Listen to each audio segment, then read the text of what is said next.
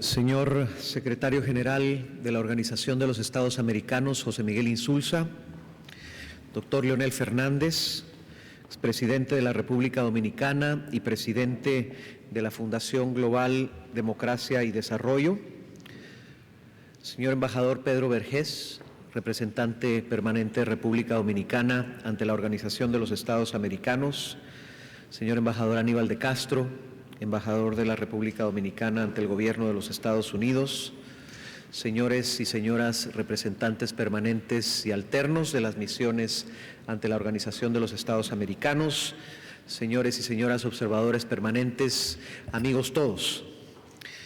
Les damos la más cordial bienvenida a la Organización de los Estados Americanos, la Casa de las Américas, y agradecemos su participación en esta 57ª Cátedra de las Américas titulada La OEA, Democracia y Derechos Humanos. Para esta cátedra contamos con la distinguidísima participación del doctor Leonel Fernández, expresidente de la República Dominicana, y a quien nuevamente le damos la cordial bienvenida a esta su casa. Este evento ha sido organizado conjuntamente por la Secretaría General de la OEA y la Misión de la República Dominicana ante la organización. Saludamos a nuestros patrocinadores, la Universidad San Martín de Porres de Perú, y hacemos también extensivo un saludo a quienes nos acompañan vía Internet. Les recordamos al público presente que tenemos interpretación inglés-español, español-inglés, y si necesitan aparatos de interpretación los tenemos en la parte posterior del salón. Quiero agradecer nuevamente de forma muy especial y destacar la presencia del presidente Leonel Fernández en esta Cátedra de las Américas, así como también por el tema que él ha escogido para su disertación, la OEA, Democracia y Derechos Humanos. Como es de amplio conocimiento, estos dos temas, democracia y derechos humanos, son ejes centrales del trabajo de nuestra organización. De hecho, son temas que más de alguno ha identificado como las joyas de la corona. Pero más allá de ello, son temas que los Estados miembros han reconocido en múltiples de nuestros instrumentos como interdependientes y que se refuerzan mutuamente. Por ejemplo, nuestra Carta Democrática señala que la democracia es indispensable para el ejercicio efectivo de las libertades fundamentales y los derechos humanos en su carácter universal, indivisible e interdependiente. Ciertamente no podemos aspirar a una democracia plena sin tener respeto a los derechos humanos, ni tampoco podemos esperar un respeto a los derechos humanos en un marco no democrático. En fin, son temas de la mayor importancia y nos da un gran gusto tener al presidente Fernández para que comparta con nuestra audiencia sus reflexiones sobre los mismos.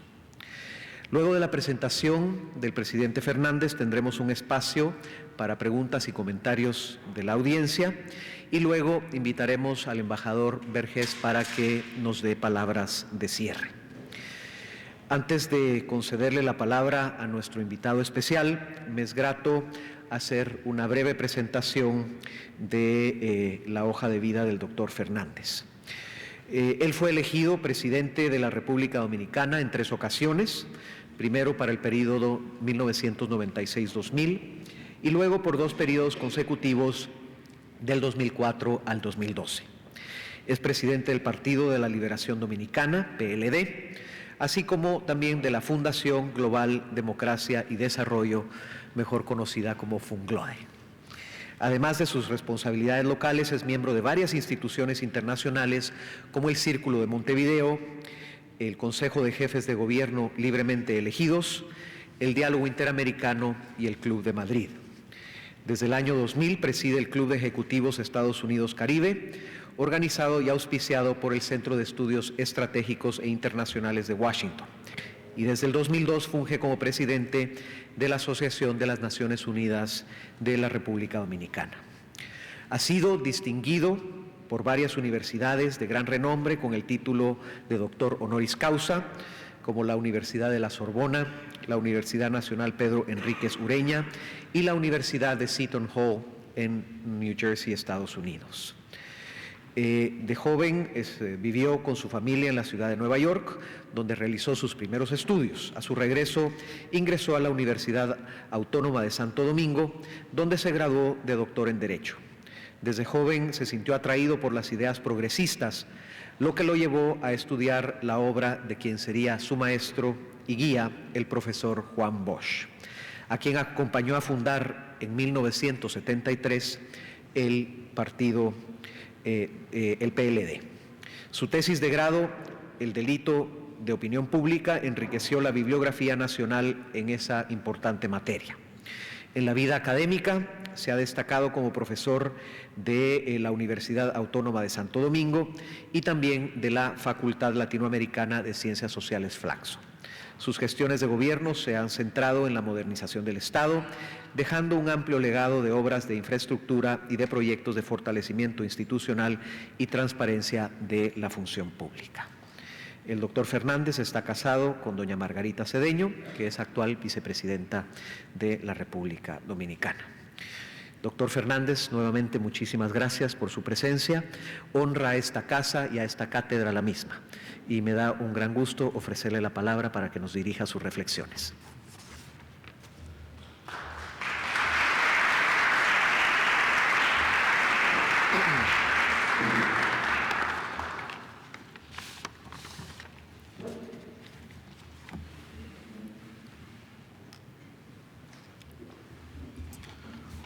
Su Excelencia, señor Secretario General de la Organización de los Estados Americanos, doctor José Miguel Insulza, distinguido amigo ya de muchos años.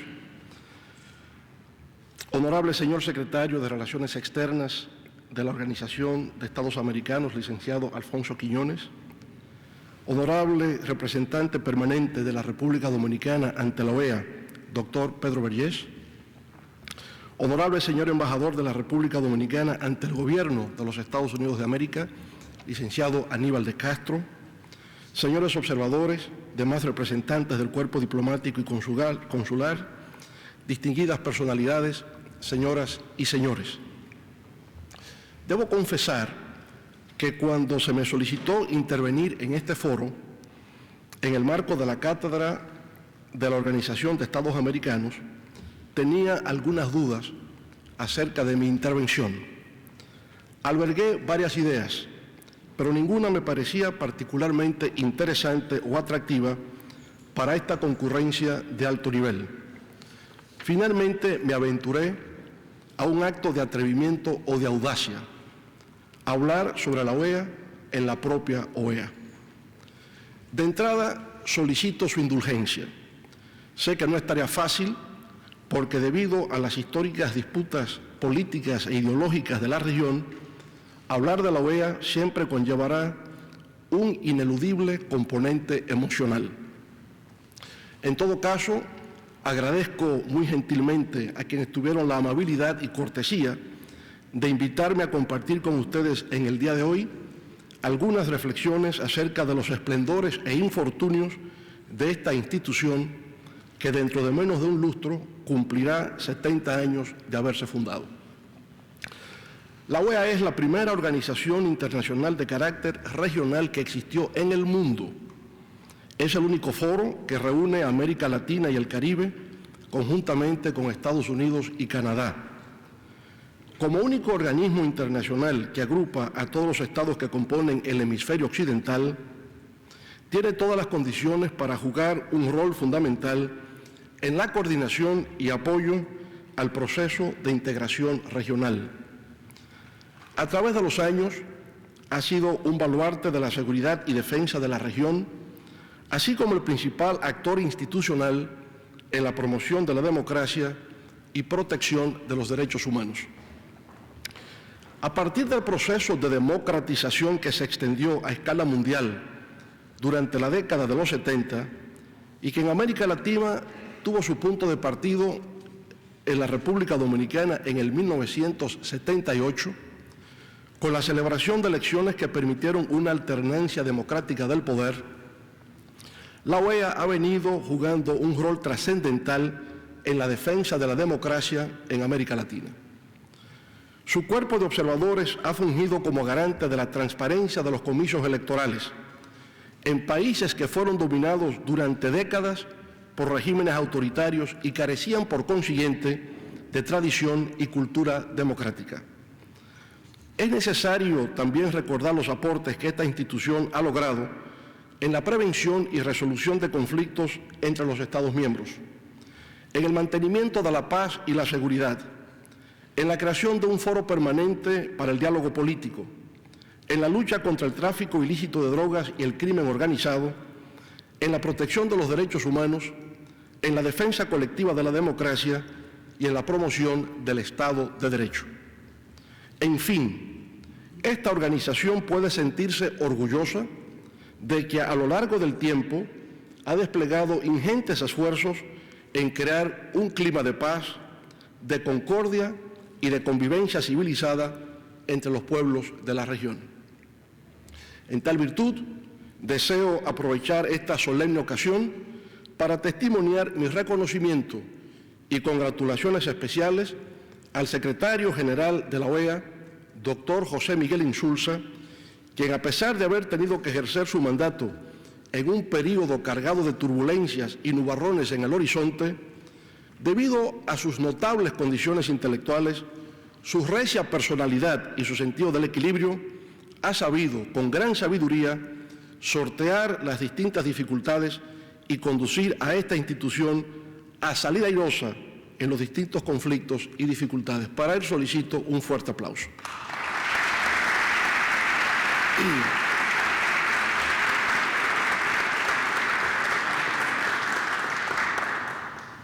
Permítanme ahora, honorables embajadores, representantes de delegaciones e ilustres personalidades aquí congregadas, compartir con ustedes algunas ideas críticas acerca del devenir de esta institución, de sus actuales retos, así como de su necesidad de reformarse y adaptarse a las nuevas realidades globales y muy especialmente a las de América Latina y el Caribe.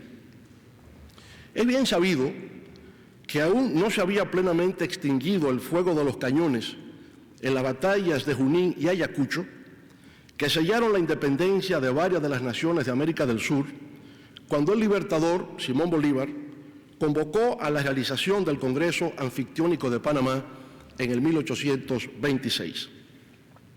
Esta era una idea que venía de lejos en los sueños del libertador, ya que en su famosa Carta de Jamaica de 1815 hacía referencia a la necesidad de promover la unidad, la cooperación y la integración de los pueblos de América Latina en el marco de una confederación de estados.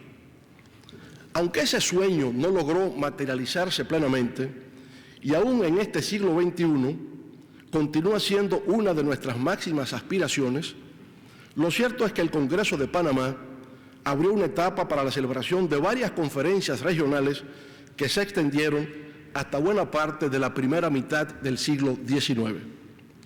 Pero aún antes de Bolívar, en los Estados Unidos, en el año 1823, en un discurso sobre el Estado de la Unión ante el Congreso norteamericano, el presidente James Monroe formuló su declaración que buscaba impedir la intervención de potencias europeas en la región, la cual terminó llevando su nombre, la doctrina de Monroe.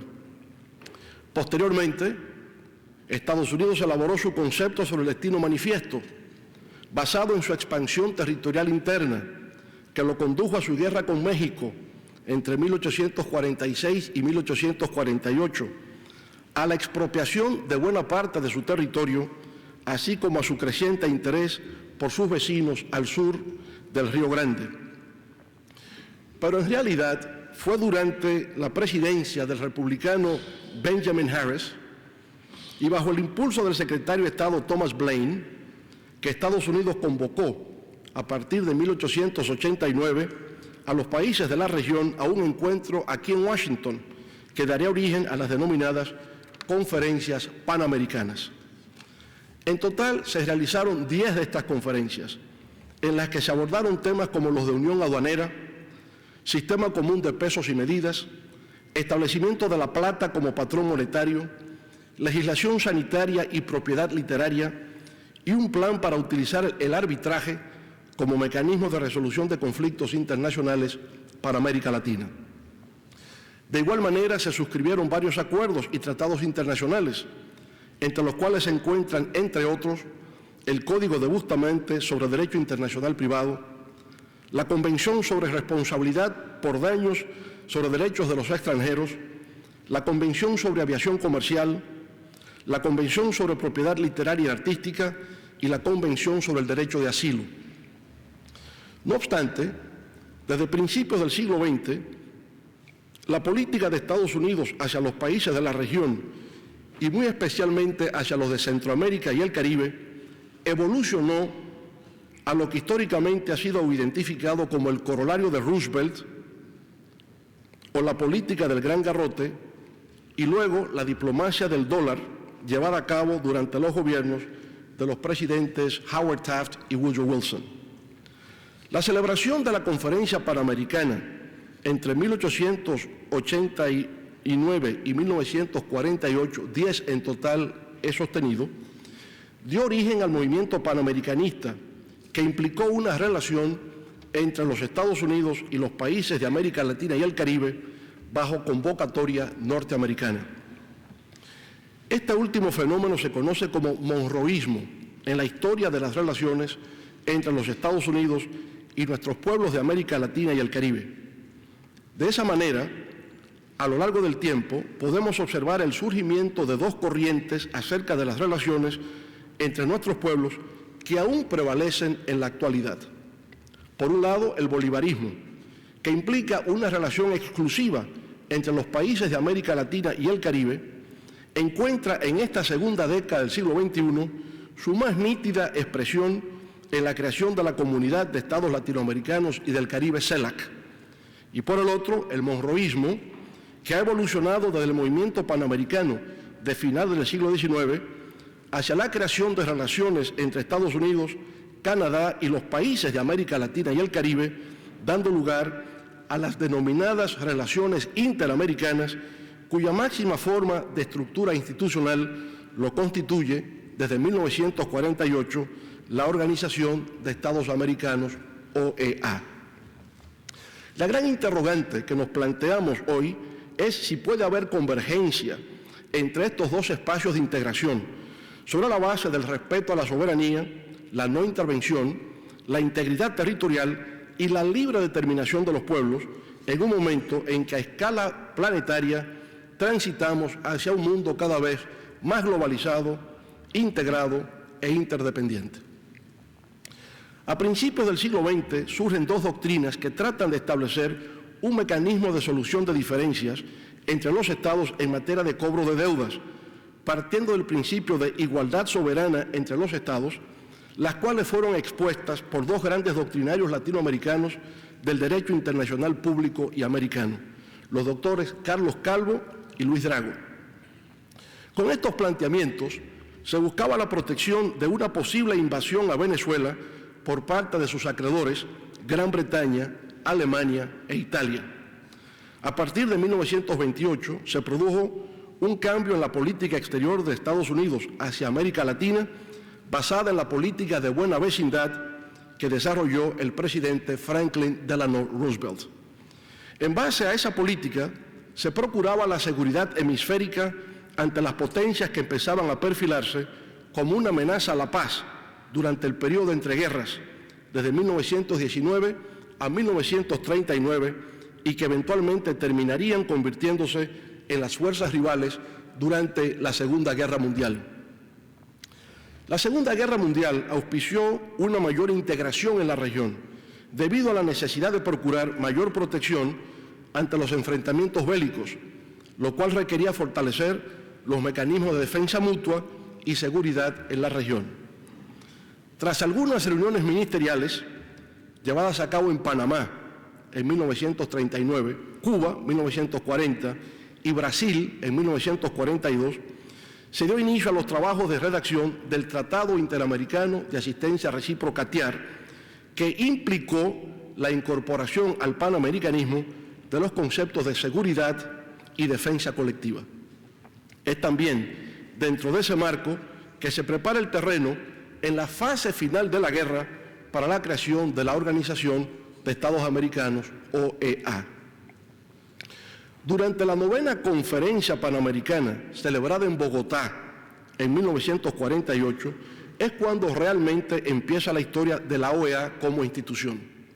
Para Alberto Lleras Camargo, su primer secretario general y quien luego sería presidente de Colombia, se trataba del acontecimiento más importante de la historia de las relaciones de los estados del hemisferio occidental. El proceso de toma de decisiones de la OEA se basaba, al igual que el de la Asamblea General de las Naciones Unidas, en la definición clásica de soberanía e igualdad de derechos de los estados.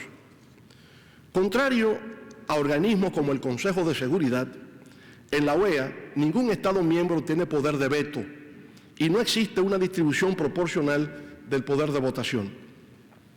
La OEA es la primera organización regional creada a los fines de cumplir con los principios contenidos en el capítulo 8 de la Carta de Naciones Unidas, que se refiere al rol de las organizaciones regionales en el mantenimiento de la paz y resolución de controversias. Uno de los primeros retos enfrentados por la OEA como órgano de solución de controversias surgió inmediatamente luego de su conformación. Costa Rica y Nicaragua presentaron desacuerdos sobre un tema fronterizo y ante tales hechos, la OEA pudo ponerle fin a la controversia, facilitando la redacción de un acuerdo de paz mediante la aplicación del Tratado Interamericano de Asistencia Recíproca, TIAR. De igual modo, desde sus inicios, la OEA contribuyó a la promoción del respeto de los derechos humanos en la región, con la aprobación en el 1948 de la Declaración Americana de los Derechos y Deberes del Hombre, el primer documento internacional de derechos humanos de carácter general, incluso antes que la Declaración Universal de los Derechos Humanos de las Naciones Unidas. Ahora bien, la creación de la Organización de los Estados Americanos coincide prácticamente en el tiempo con el surgimiento de la Guerra Fría, conocida por medio de la doctrina Truman en el 1947, que diseñó una política de contención al comunismo a escala internacional. En la 9ª Conferencia Panamericana de Bogotá, a la que hemos hecho referencia en el 1948, donde se creó la OEA, se tenía previsto la aprobación de una resolución solicitando a los Estados miembros la promulgación de una ley en sus respectivos países que prohibiese el marxismo y las prácticas socialistas. En paralelo a la convocatoria de la OEA y con el ánimo de manifestar su desaprobación, se efectuó el Encuentro de Estudiantes de América Latina, en el que participó de manera destacada un joven cubano, estudiante de Derecho, conocido como Fidel Castro. Durante la celebración de la conferencia de Bogotá, se produjo el asesinato del líder político Jorge Eliezer Gaitán, a quien todos los pronósticos daban como seguro próximo presidente de Colombia, generando una situación de turbulencia y de violencia política conocida como el Bogotazo. Por otra parte, el periodo inmediatamente después de la Segunda Guerra Mundial coincidió con un nuevo esfuerzo por instalar la democracia como sistema de gobierno en los países de la región. En Guatemala, por ejemplo, aún antes de haber culminado la Segunda Conflagración Mundial, tuvo lugar la Revolución de 1944, dando origen a la celebración de las primeras elecciones libres en ese país y a un periodo de 10 años de apertura democrática. ¿Es así, don Rafael? Muy bien.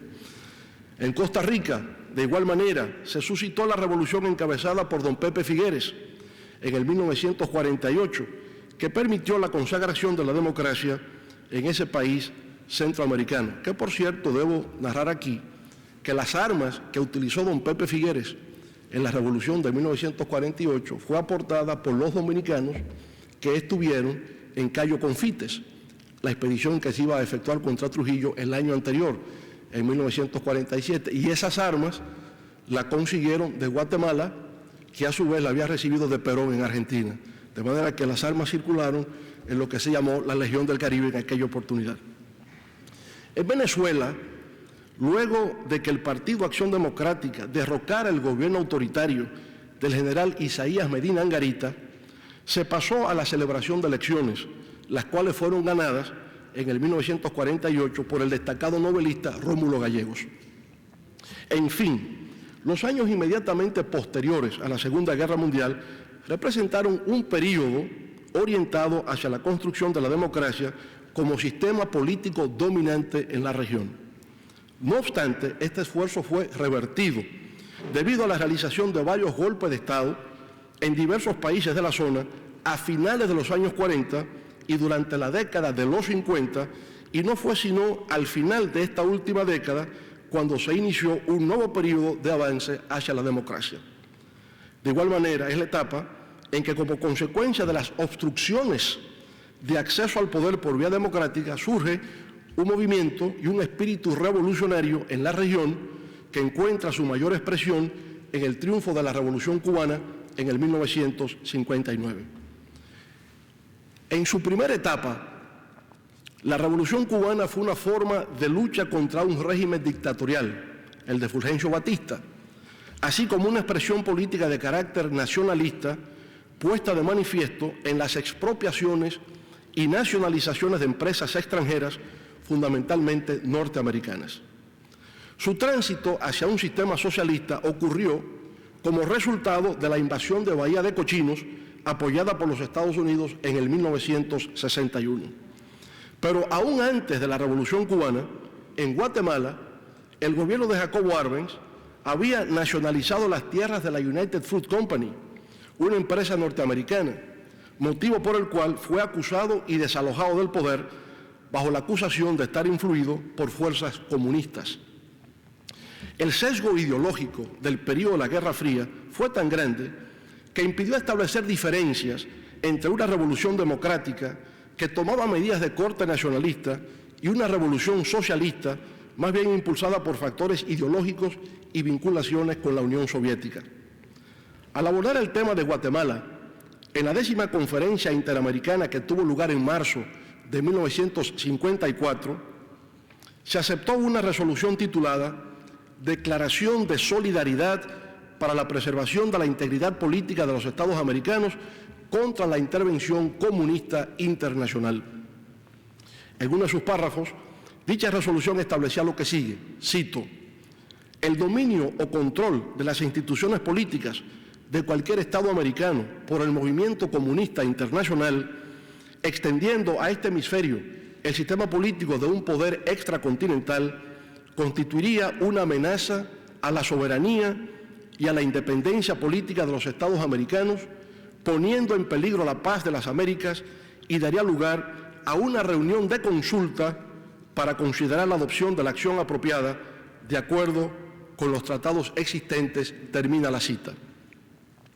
Por su parte, en la 8ª reunión de consulta de ministros de Relaciones Exteriores que tuvo lugar en Punta del Este, Uruguay, en enero de 1962, se indicó que como consecuencia de la identificación de Cuba con la ideología marxista-leninista y el socialismo soviético, lo que se consideraba antagónico con la Carta de la Organización de Estados Americanos, se decidió excluir al gobierno de Cuba de su participación en el sistema interamericano.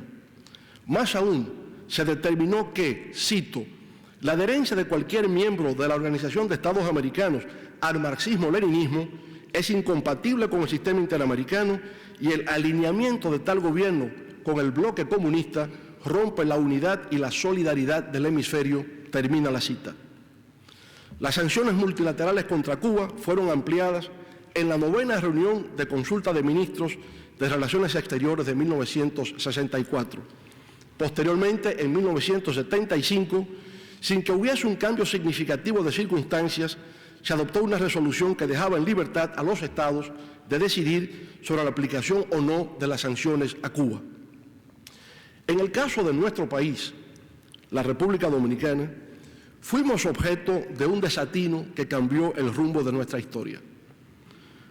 En efecto, luego del derrocamiento del primer gobierno electo democráticamente en el 1963, representado por el profesor Juan Bosch, se produjo 2 años más tarde, en el 1965, un alzamiento cívico-militar conocido en nuestro país como la Revolución de Abril de 1965, con la finalidad de producir el retorno del gobierno democrático de Juan Bosch al poder y restablecer el orden constitucional que había sido abruptamente interrumpido.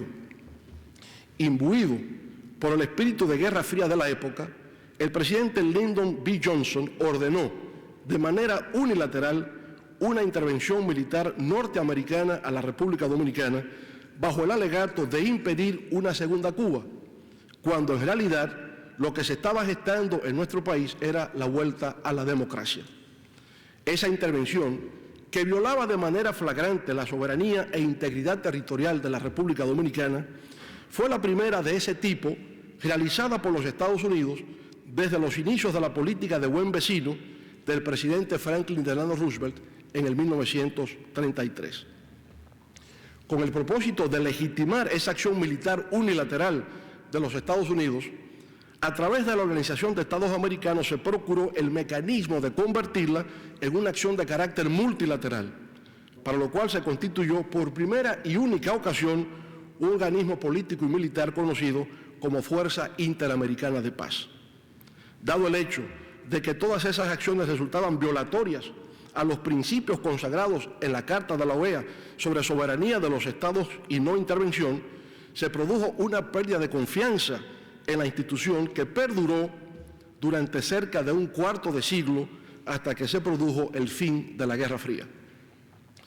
Durante la década de los 80, una serie de conflictos ocurridos en Centroamérica evidenció las dificultades de la OEA para actuar con efectividad como órgano de resolución de controversias en la región. Por ese motivo, fue necesaria la creación del Grupo de Contadora como una alternativa para la búsqueda de la paz en el Istmo Centroamericano. Con posterioridad se creó el Grupo de Amigos de Contadora, de donde saldría luego el Grupo de Río, que finalmente ha dado lugar al CELAC.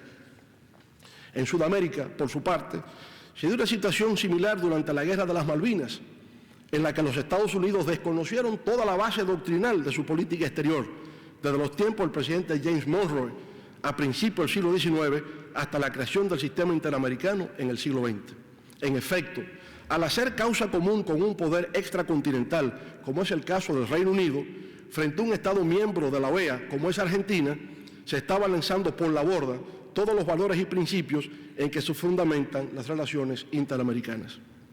La OEA como institución fue marginada, no pudiendo cumplir su papel conforme a su Carta Constitutiva, ya que el conflicto fue trasladado al Consejo de las Naciones Unidas, que se pronunció exigiendo el retiro de las tropas argentinas de las Malvinas y ordenando el cese inmediato de las hostilidades. A pesar de todo el escenario de conflictos de la época de la Guerra Fría, así como de las inconsistencias y ambigüedades de algunas de las decisiones de la OEA, durante esa época esta institución logró establecer uno de sus pilares fundamentales, el Sistema Interamericano de Derechos Humanos. Ese sistema se inició con la aprobación de la Declaración Americana de los Derechos y Deberes del Hombre, como ya indicado, y posteriormente con la creación de la Comisión Interamericana de Derechos Humanos en Santiago de Chile en el 1959. Finalmente, 10 años después, en el 1969, en San José de Costa Rica, los Estados americanos aprobaron la Convención Americana sobre los Derechos Humanos, que dio origen a la Corte Interamericana de Derechos Humanos. Esta convención entró en vigencia en el 1978, permitiendo que la Corte iniciara sus trabajos al año siguiente, en el 1979. La inesperada caída del sistema socialista en la Unión Soviética y en Europa del Este puso fin a más de 4 décadas de confrontación bipolar entre dos sistemas de civilización y trajo consigo transformaciones importantes de las que no quedó exenta la Organización de Estados Americanos.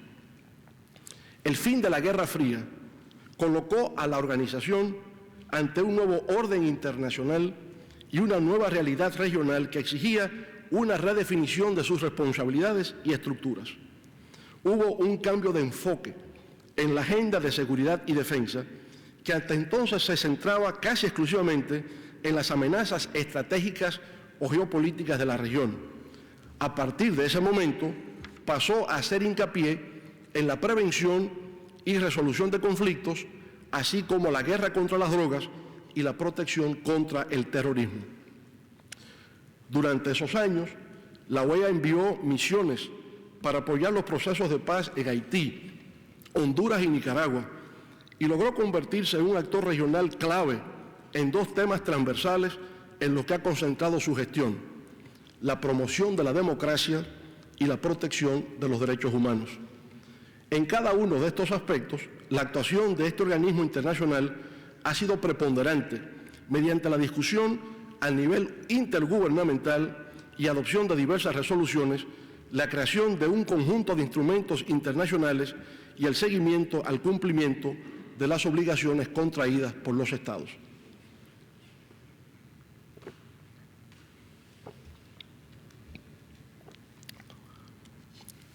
La OEA y la promoción de la democracia. Como parte de sus esfuerzos institucionales para promover la democracia, la OEA instrumentó un conjunto de iniciativas, dentro de las cuales figura el actual Departamento para la Promoción de la Democracia, que ha organizado docenas de misiones de observación electoral y prestado apoyo técnico para la realización de elecciones libres y justas, así como el fortalecimiento de las instituciones democráticas. Igualmente, en el 1991 se aprobó la Resolución 1080 sobre democracia representativa. Por primera vez en la historia de la región se estableció un mecanismo para la acción colectiva en caso del quiebre democrático de un Estado miembro y facultaba a los órganos ejecutivos de la OEA para adoptar, cito, cualquier decisión que se considere apropiada para responder ante una crisis. En ese mismo orden, fue aprobado el Protocolo de Washington en 1992, aunque solo fue ratificado 5 años después, en el 1997.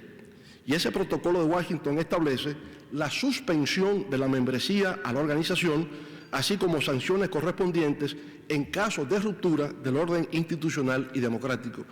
Por supuesto, tanto la Resolución 1080 como el Protocolo de Washington estaba retomando la vieja doctrina Betancourt, que se había planteado desde los años 60. Rómulo Betancourt había sostenido que en caso de producirse un golpe de Estado, la fuerza golpista no fuese reconocida en su legitimidad, sino que se trataba de una fuerza de facto y debería producirse una suspensión de las relaciones diplomáticas.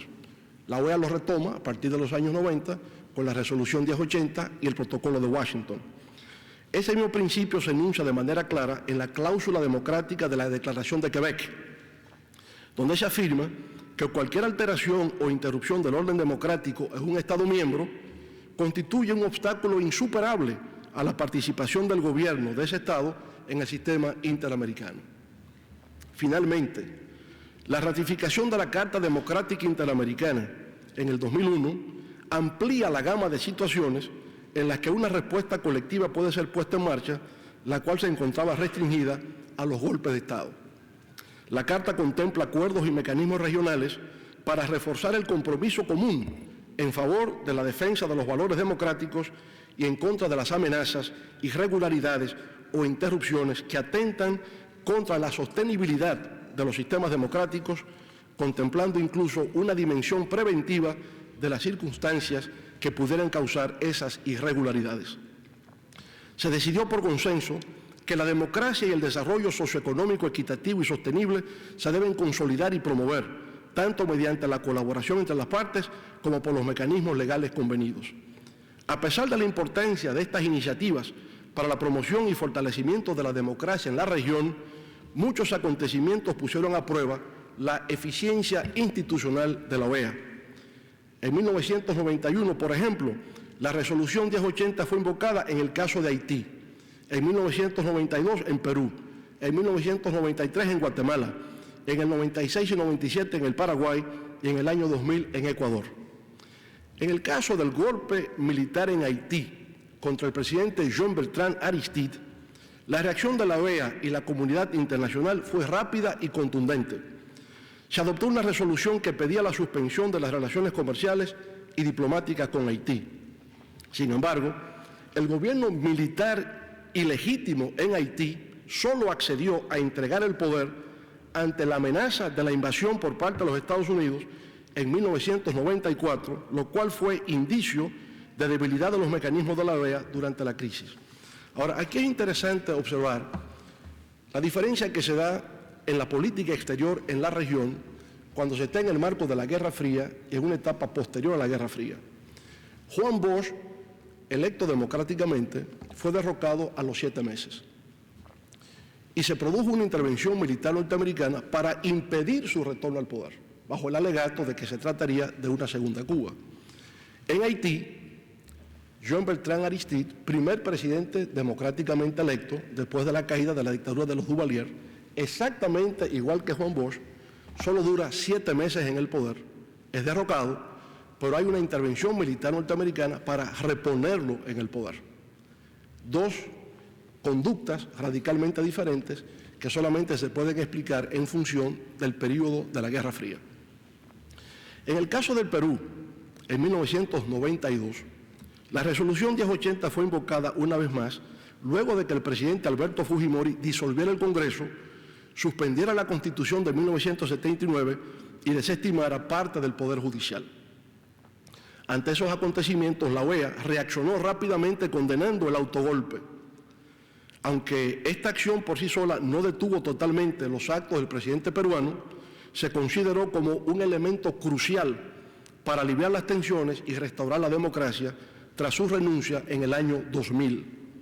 Algo similar al autogolpe del Perú ocurriría un año después en Guatemala, por parte del entonces presidente Jorge Serrano Elías. Esto, sin embargo, fue detenido de inmediato con la ayuda de la presión internacional y las acciones de la OEA.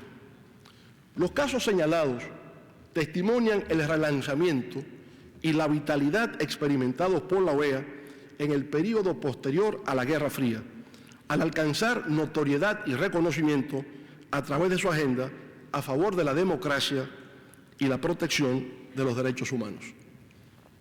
Me permito ahora tratar con ustedes la OEA y los derechos humanos. Es indudable que desde su creación, el Sistema Interamericano de Derechos Humanos ha tenido importantes aciertos. Uno ha sido la creación de un mecanismo de salvaguarda de los derechos de los ciudadanos que hasta entonces se presentaban vulnerables frente a los excesos de los estados. Recordemos el rol destacado de la Comisión Interamericana en la década de los 80, en ocasión de las denuncias por los casos de desapariciones y delitos de lesa humanidad cometidos por las dictaduras latinoamericanas de esa época. De igual manera, podríamos, en tiempos más recientes, citar las medidas cautelares dictadas en contra de las detenciones en Guantánamo. Sobre este tema, la Comisión ha hecho importantes pronunciamientos y le ha prestado especial atención en numerosos informes, resoluciones y solicitudes de audiencia.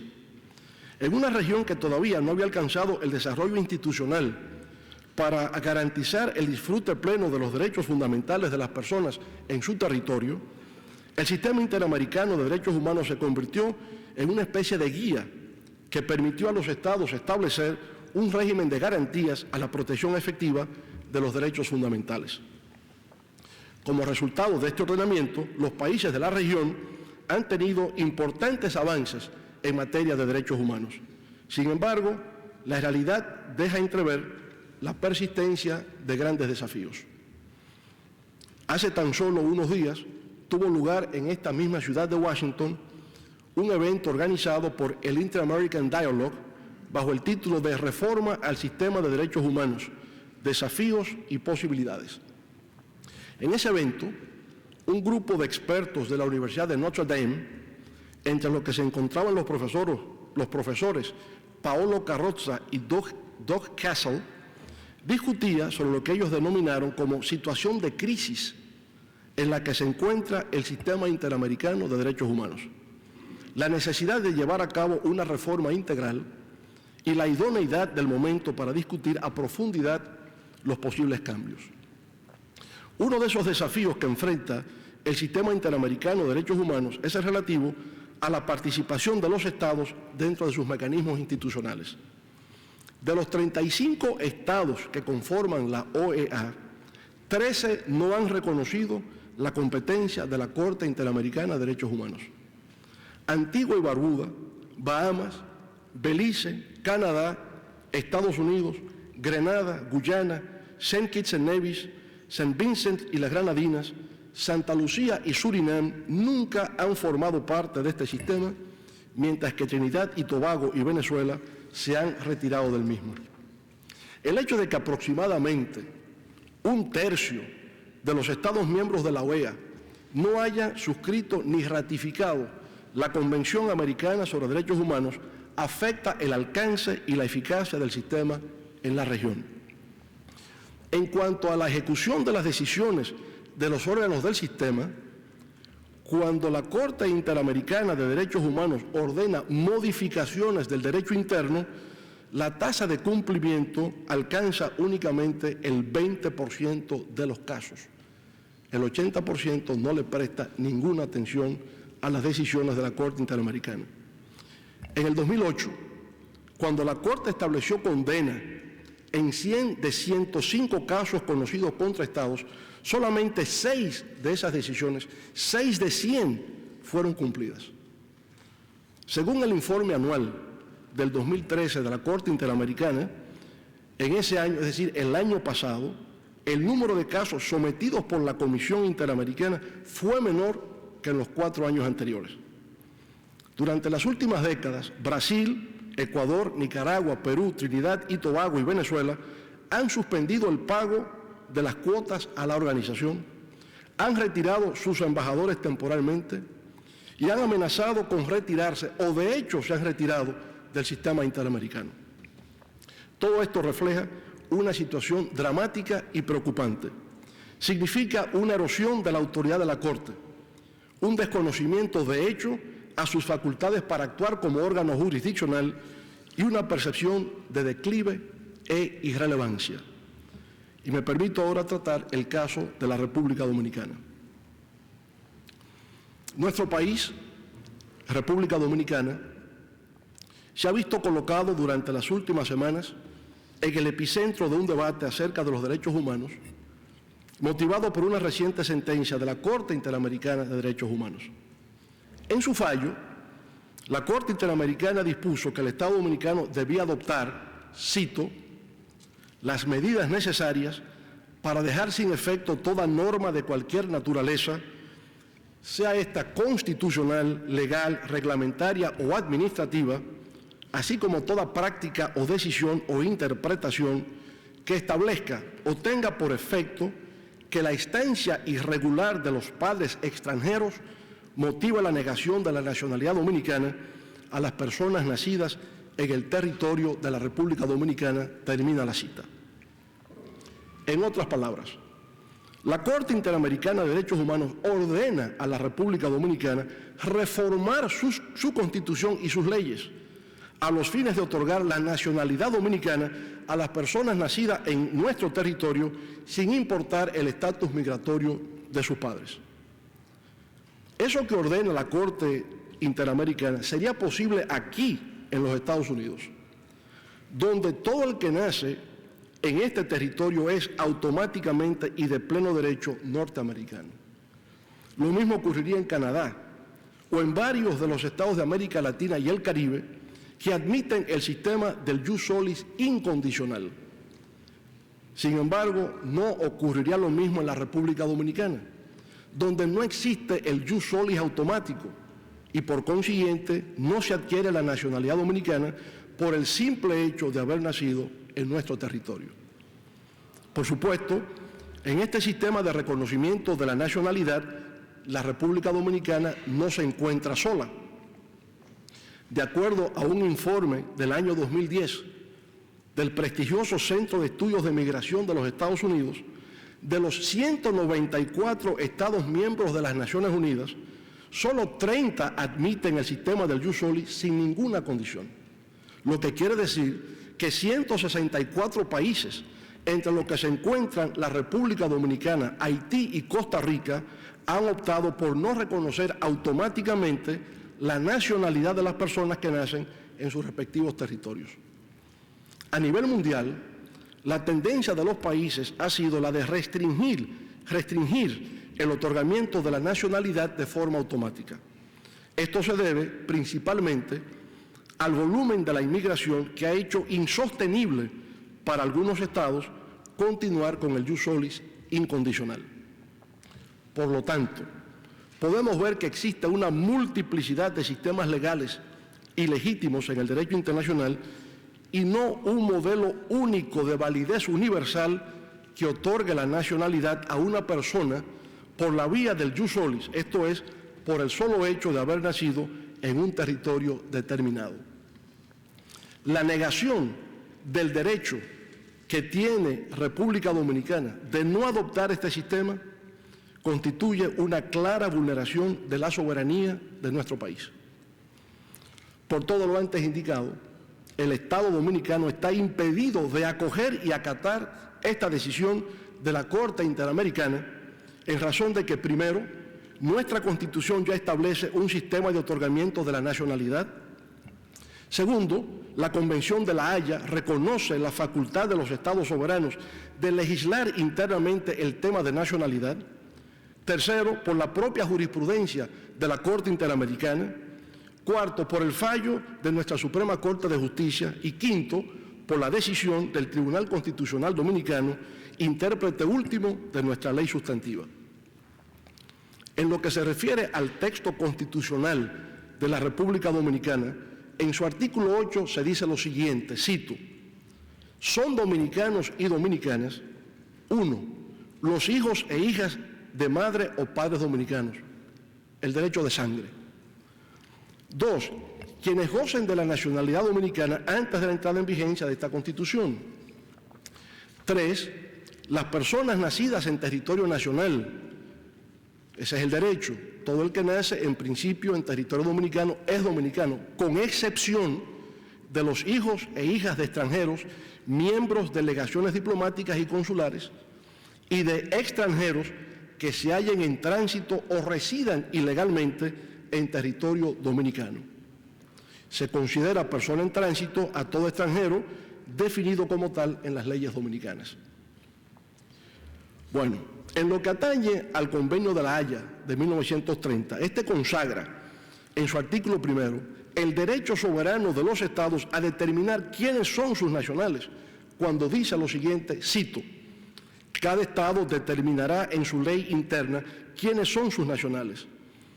Esta ley deberá ser reconocida por otros estados mientras sea consistente con las convenciones internacionales. Por otra parte, la jurisprudencia de la Corte Interamericana de Derechos Humanos en los casos de las niñas Jean y Bosico e incluso en la reciente sentencia del 28 de agosto de 2014 reconoce lo siguiente, cito directamente el razonamiento de la Corte Interamericana de Derechos Humanos. La determinación de quiénes son nacionales sigue siendo competencia interna de los estados. Sin embargo, su discrecionalidad en esta materia sufre un constante proceso de restricción conforme a la evolución del derecho internacional, con vistas a una mayor protección de las personas frente a la arbitrariedad de los estados. Así que en la actual etapa de desarrollo del derecho internacional de los derechos humanos, dicha facultad de los estados está limitada, por un lado, por su deber de brindar a los individuos una protección igualitaria y efectiva de la ley y sin discriminación, y por otro lado, por su deber de prevenir, evitar y reducir la apatridia. Y en la sentencia reciente de agosto de este año, reiteró la Corte. La Corte considera que la determinación de quiénes son nacionales sigue siendo competencia interna de los estados. Sin perjuicio de ello, resulta necesario que dicha atribución estatal se ejerza en concordancia con los parámetros emanados de normas obligatorias del derecho internacional a las que los propios estados, en ejercicio de su soberanía, se hayan sometido. Así, de acuerdo al desarrollo actual del derecho internacional de los derechos humanos, es necesario que los estados, al regular el otorgamiento de la nacionalidad, tengan en cuenta a. Su deber de prevenir, evitar y reducir la apatridia, y b. su deber de brindar a los individuos una protección igualitaria y efectiva de la ley y sin discriminación, termina la cita. También la jurisprudencia consagrada por la Suprema Corte de Justicia de la República Dominicana, actuando en condición de Corte Constitucional, en el año 2005 sostuvo lo siguiente, cito, dice nuestra Suprema Corte de Justicia: considerando que la Constitución de la República, en su artículo 11, consagra el principio de que la nacionalidad dominicana originaria puede resultar de dos causas: del hecho de haber nacido en el país o por haber nacido de padre o madre dominicanos, en ambos casos con las excepciones indicadas. La decisión del Tribunal Constitucional, la sentencia 168-13, dictaminó lo que sigue, cito: en el derecho internacional público, desde hace casi un siglo, la configuración de las condiciones para el otorgamiento de la nacionalidad ha sido internacionalmente reconocida como parte del dominio reservado o competencia nacional exclusiva del Estado, y corresponde ahora al Tribunal Constitucional determinar si en la especie se configura una violación a los derechos fundamentales. Termina la cita. A pesar de los avances que registra el derecho internacional, que reconoce el papel de los individuos como sujetos no estatales de las normas internacionales, la soberanía de los Estados sigue vigente. Los Estados siguen siendo los creadores de las normas internacionales y algunos derechos se siguen considerando un ejercicio de soberanía estatal, entre ellos el determinar quiénes son sus nacionales. Si bien es cierto que existe un principio que dice que los Estados no pueden alegar sus normas internas para el incumplimiento de una obligación internacional, no es el caso que se presenta en la República Dominicana. Las obligaciones internacionales que ha contraído la República Dominicana en materia de nacionalidad no consiste en la adopción de un sistema determinado, sino, tal como describió la Corte Interamericana, en evitar la apatridia y la discriminación en el otorgamiento de la misma. Se comprende como una preocupación legítima que una persona pueda quedar en condición de apátrida. En tal virtud, el artículo 20.2 de la Convención Americana de Derechos Humanos consigna que, cito, toda persona tiene derecho a la nacionalidad del Estado en cuyo territorio nació, si no tiene derecho a otra. Repito, dice la Convención Americana, toda persona tiene derecho a la nacionalidad del Estado en cuyo territorio nació, si no tiene derecho a otra. En cumplimiento de lo dispuesto por esa normativa sobre derechos humanos, la República Dominicana, en el artículo 28 de la Ley de Migración, número 285-04, prevé la inscripción en un libro de extranjería de todo niño o niña nacida en nuestro territorio de padres no residentes, así como de su declaración ante el consulado del país de nacionalidad de la madre. Este artículo establece que, cito directamente, las extranjeras no residentes que durante su estancia en el país den a luz a un niño o niña deben conducirse al consulado de la nacionalidad a los fines de registrar allí a su hijo o hija. En los casos en que el padre de la criatura sea dominicano, podrá registrar la misma ante la correspondiente oficialía del Estado Civil Dominicana, conforme disponen las leyes de la materia. Todo centro de salud que al momento de ofrecer su asistencia de parto a una mujer extranjera que no cuente con la documentación que la acredite como residente legal, expedirá una constancia de nacimiento de color rosado diferente a la constancia de nacimiento oficial con todas las referencias personales de la madre. Termina la cita. Como puede observarse, al disponer la legislación dominicana de la manera en que se registrarán los casos de nacimiento de padres no residentes legales en el país, es evidente que la criatura no queda en estado de apatridia, ya que, como requiere la Convención Americana de Derechos Humanos, tiene la posibilidad de otra diferente al lugar donde nació.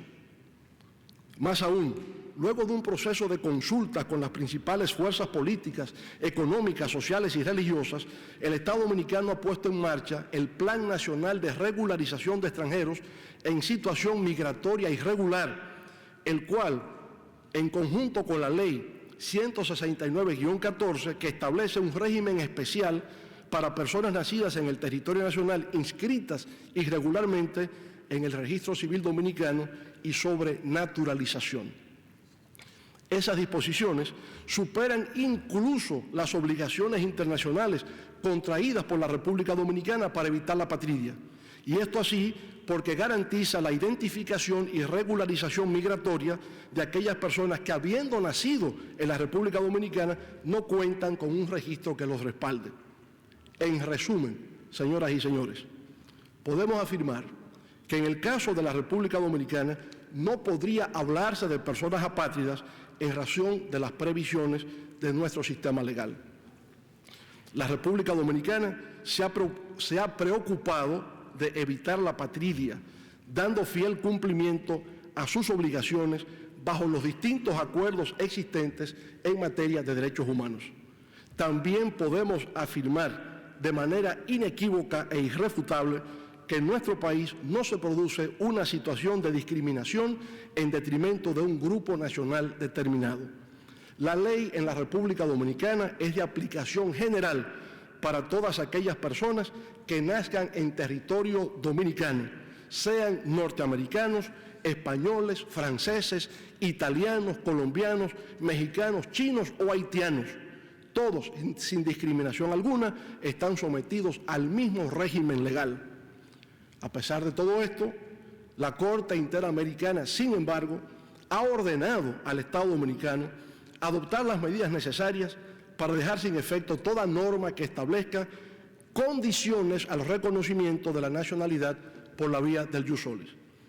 La no concesión automática de la nacionalidad por la vía del jus solis no es una violación a los derechos humanos, como erróneamente ha interpretado la Corte Interamericana de Derechos Humanos.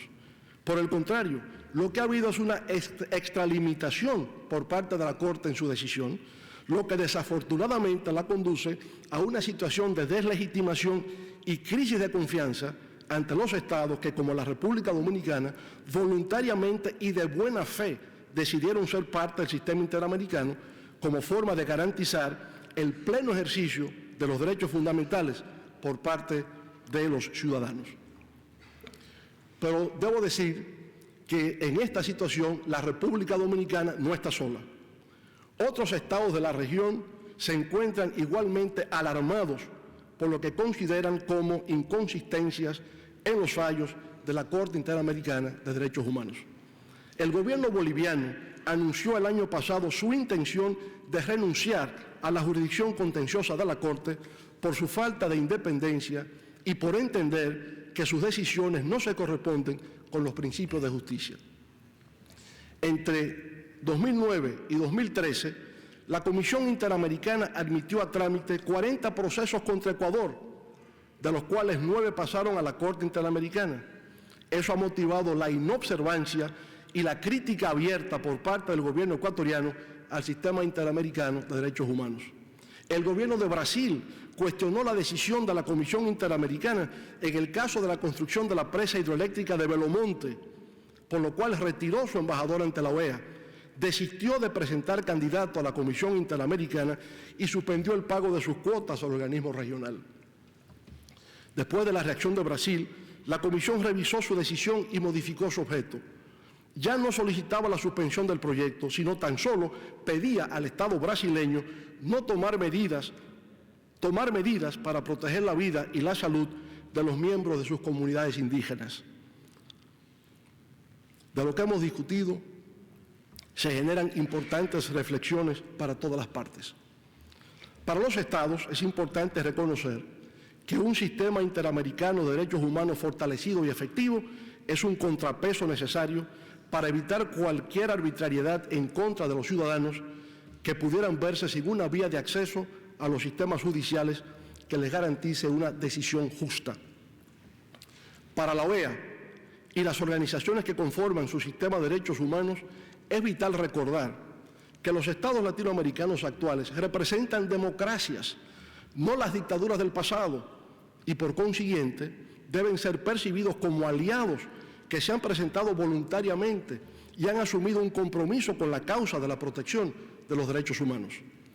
La imposición de términos por parte de la Comisión y de la Corte Interamericana de Derechos Humanos que vayan más allá del mandato dado por los mismos estados solo ocasionará la falta de legitimidad, credibilidad y confianza en sus instituciones, el incumplimiento de sus fallos y eventualmente la renuncia por parte de los gobiernos a someterse a sus respectivas competencias. Así como al término de la Guerra Fría, la OEA pudo renovarse y avanzar en el cumplimiento de una agenda que se concentró fundamentalmente en la promoción de la democracia y la protección de los derechos humanos. En la actualidad, en esta segunda década del siglo XXI, esta organización se ve compelida, una vez más, a repensar sus objetivos, a rediseñar sus instituciones y a relanzarse por nuevas áreas que garanticen a los pueblos de la región paz, seguridad, prosperidad y bienestar.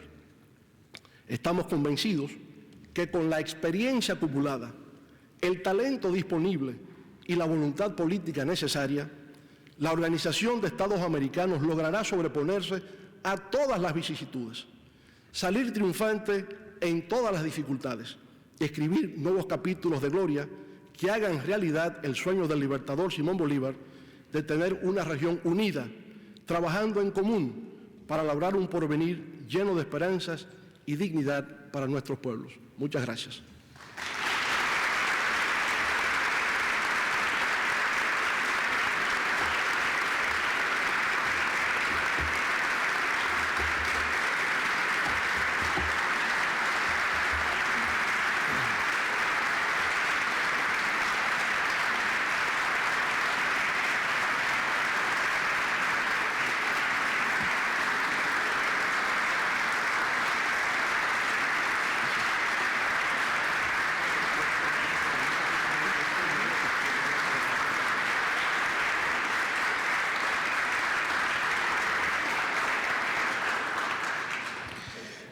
Muchas gracias, presidente Fernández, por su presentación en esta aproximadamente una hora que nos conversó, nos hizo un repaso de 125 años de historia y eso no es fácil. Para aquellos que no lo saben, este año se cumplen 125 años de esa primera conferencia con la cual inició usted su presentación, en 1889. Abrimos ahora un espacio para preguntas y comentarios de la audiencia. Tenemos un micrófono inalámbrico. Les pediría por favor que fueran breves, fueran al punto y que se identificaran para que el presidente Fernández pudiera saber de dónde recibe la pregunta. ¿Podemos iniciar ahí atrás, por favor, con el señor que tiene la mano levantada? Sí, buenas días, muchas gracias. Mi nombre es Bjorn Arp, del Global Law Institute, aquí en Washington. Usted ha hablado sobre las amenazas a la democracia a lo largo de la historia de la OEA y creo que en la actualidad quizás podríamos afirmar que hay otra nueva amenaza a la democracia en nuestro hemisferio, que se refiere a la interferencia o presión que puede ejercer el gobierno sobre el poder judicial, que en última instancia, en un Estado de Derecho, debería de ser la última instancia en revisar los actos del Estado. Bajo su gobierno se creó en la República Dominicana el Tribunal Constitucional. Me parece que era en torno al año 2010. Usted lo impulsó y creo que fue un gran impulsor, efectivamente, y defensor de esta institución. A lo largo de los últimos años, incluyendo la sentencia 163 del año pasado sobre los dominicanos de origen haitiano, pero también otras sentencias, como la reciente sentencia de hace una semana en la que se declara que República Dominicana nunca aceptó realmente la jurisdicción de la Corte, que usted mismo, por cierto, aceptó en el año 99, y también en otras sentencias en las que se hacen revisiones de conductas, de actos cometidos por el gobierno dominicano, se ve que hay un parámetro de falta de independencia de este tribunal, en el cual el tribunal realmente no resuelve en base al derecho, sino que trata de dejarse guiar más bien por criterios políticos. Solo para decir que los votos particulares extraordinarios, muy bien elaborados, en la última sentencia de la semana pasada, el Tribunal Constitucional ni siquiera los quiso publicar, los quiso mantener ocultos con la finalidad de que no fueran llegados a ser conocidos. Entonces, me gustaría saber cuál es su posición frente a esto y cómo interpreta usted esa deriva del Tribunal Constitucional. Muchas gracias. Bueno, yo pienso que el Tribunal Constitucional es el único responsable de sus decisiones. Si son acertadas o desatinadas, esa es su responsabilidad profesional y jurisdiccional. Pero de eso no puede derivarse que hay una interferencia política con respecto al Tribunal Constitucional. No hay, digamos, interferencia en República Dominicana de las instituciones gubernamentales con respecto a las instituciones judiciales. Sus virtudes y defectos son exclusivamente de su ámbito de competencia. El Tribunal Constitucional actúa conforme a su convicción, conforme a su criterio, y en este sentido es lo que ha ocurrido. Pero no puede derivarse de eso que hay una falta de independencia del Poder Judicial o del Tribunal Constitucional en la República Dominicana. La reforma a la Constitución que hicimos en el año 2010 fue justamente para tratar de fortalecer las instituciones democráticas y establecer medidas de contrapeso a lo que es la autoridad política del país. Así que podría asegurar que en efecto hacemos todo el esfuerzo en la República Dominicana por tener instituciones judiciales independientes de la influencia de la esfera política. Gracias. Por favor, ahí atrás. Sí, buenos días. Mi nombre es Francisco Quintana. Yo trabajo para la organización Centro por la Justicia y el Derecho Internacional, CEGIL. Mi pregunta es en relación con el fortalecimiento de la democracia y los derechos humanos. Usted mencionó que había 13 estados de la región que no habían aceptado la competencia contenciosa de la Corte Interamericana. Sin embargo, la duda reside en si son 14, es decir, si la República Dominicana, a raíz de la sentencia que se hizo mención, también quedaría dentro de ese grupo. Y la pregunta concreta es que, ¿qué se les puede decir a las víctimas de violaciones de derechos humanos que tienen como última esperanza llegar a la Corte Interamericana? Y mi organización es representante del profesor Narciso González y su esposa Altagracia Ramírez, doña Tatis, y me gustaría saber su opinión en ese sentido. Bueno, yo diría que hay 13 países hasta ahora que no han aceptado la competencia de la Corte Interamericana, entre los cuales están los Estados Unidos y el Canadá. En el caso de República Dominicana, el Tribunal Constitucional Dominicano acaba de tomar una decisión sobre ese particular. Yo creo que es competencia en estos momentos del gobierno dominicano examinar lo establecido por el Tribunal Constitucional y determinar una acción a seguir. No quisiera yo en estos momentos adelantarme, porque hablo en condición de ciudadano privado, a lo que pudiese ser la decisión final adoptada por el gobierno de la República Dominicana. En lo que atañe al resarcimiento a las víctimas de violación a los derechos humanos, obviamente que todos coincidimos en la necesidad de garantizar plenamente la protección de los derechos humanos en la República Dominicana y en cualquier lugar de la región y del mundo. Por esa razón, la República Dominicana, de manera voluntaria, aceptó la Convención Interamericana de Derechos Humanos y aceptó también la competencia de la jurisdicción de la Corte Interamericana de Derechos Humanos. Fue un acto voluntario, con lo cual estableció un compromiso universal de República Dominicana de proteger los derechos humanos en el país y de ser solidario con las víctimas a la violación de esos derechos en cualquier lugar del mundo. En el caso específico del profesor Narciso González, debo decirle que para mí eso tiene un carácter muy personal. Primero porque él fue mi profesor en la escuela secundaria y porque tuvimos una relación de amistad personal muy estrecha.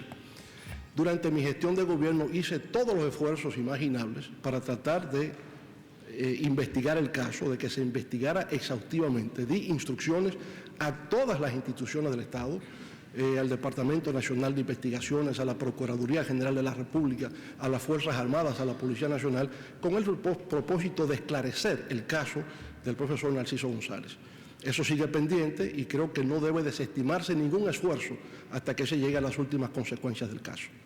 Gracias. Por favor, por atrás. Sí, buenos días, señor presidente. Primero atrás y luego acá adelante. ¿Aló? Sí, yo quisiera saber su opinión hacia dónde usted entiende que llega el alcance del derecho de expresión en República Dominicana. Estamos teniendo problemas con el micrófono. Roberto, por favor, si lo pudiera chequear. ¿Aló? ¿Sí? Sí, okay. Sí, yo quisiera saber, en su opinión, hasta dónde es el límite del derecho de expresión en República Dominicana, en la libertad de expresarse. Esto lo digo, pero como usted sabe, hace unos 7 u 8 días, manifestantes de su proyecto político se presentaron una manifestación pasiva y atacaron con bates y palos a las personas de la prensa y la sociedad civil. Usted en ningún momento ha hecho una condena pública sobre el acto y no sé qué mensaje quisiera enviar con eso hacia la ciudadanía dominicana. Muchas gracias. Bueno, la libertad de expresión en la República Dominicana se encuentra establecido en la Ley 6.132 del año 1962. y se establece que en la República Dominicana existe libertad de expresión y difusión de las ideas siempre y cuando no ataque el honor y la consideración de las personas. De manera que ese es el límite de la libertad de expresión en nuestro país. Por favor, acá adelante. Buenos días, mi nombre es Julio Valdo Díaz, soy estudiante dominicano en una maestría en Economía Aplicada en Johns Hopkins University. Mi pregunta es la siguiente: ¿cómo valora usted la labor de la Corte Interamericana de Derechos Humanos como organismo de interpretación de la Convención Americana de los Derechos Humanos? ¿Cómo valoro la actuación de la Corte Interamericana de Derechos Humanos como organismo de interpretación de la Convención Americana de los Derechos Humanos? Mire, yo pienso que habría que establecer periodos.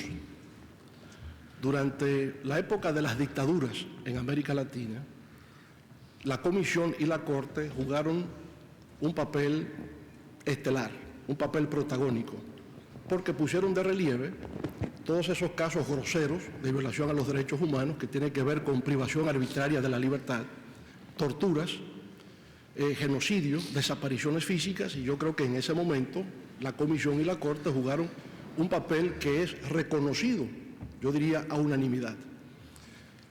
Ahora, en democracia, cuando se hace el tránsito a la democracia, pasamos a una segunda generación de derechos. Quizá lo que pueden llamarse derechos difusos y colectivos o derechos de segunda generación, derechos económicos, sociales, políticos, culturales, ambientales, etc. Y en este caso ha habido menos sintonía entre la concepción que se tiene en la Comisión y la Corte sobre violación a los derechos humanos y lo que entienden las Cortes nacionales. Y yo pienso que hasta que no se produzca el ajuste de entender exactamente cuál es la dimensión internacional de violación a los derechos humanos en derechos de segunda generación, podremos tener las discrepancias que se han suscitado en los últimos tiempos. Yo, por ejemplo, sobre este particular, recomendaría que se produjese un encuentro entre los integrantes de la Comisión y de la Corte Interamericana de Derechos Humanos y los presidentes de jueces de Supremas Cortes de Justicia y de tribunales constitucionales, a los fines de poder, de alguna manera, armonizar algún tipo de criterio acerca de cómo establecer la dimensión internacional de derechos humanos en los casos de derechos de segunda generación o derechos difusos y colectivos, porque es la etapa en la que nos encontramos y que ha dado motivo a los ejemplos que he presentado. Por ejemplo, el gobierno de Brasil reacciona diciendo: pero ¿cómo es que la Comisión me va a pedir a mí como gobierno que suspenda la construcción de una presa hidroeléctrica? ¿Dónde está el tema de derechos humanos acá? Entonces, esa fase es donde nos encontramos ahora, y no solamente en el ámbito internacional, hasta en el ámbito de la jurisdicción nacional, se da el tema de saber un recurso de amparo ante violación de un derecho de segunda generación. Exactamente cómo manejamos esto, cómo lo consideramos. Ese es el lugar donde nos encontramos y es el desafío de tipo jurisdiccional que tenemos en estos momentos. Embajador de Costa Rica, por favor.